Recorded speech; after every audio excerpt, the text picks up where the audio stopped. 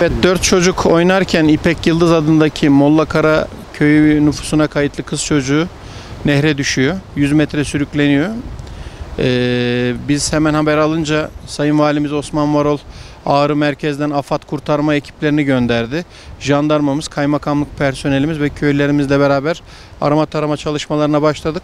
Ama kar sularının erimesiyle su çok şiddetini arttırmış ve aynı zamanda bulanık akıyor.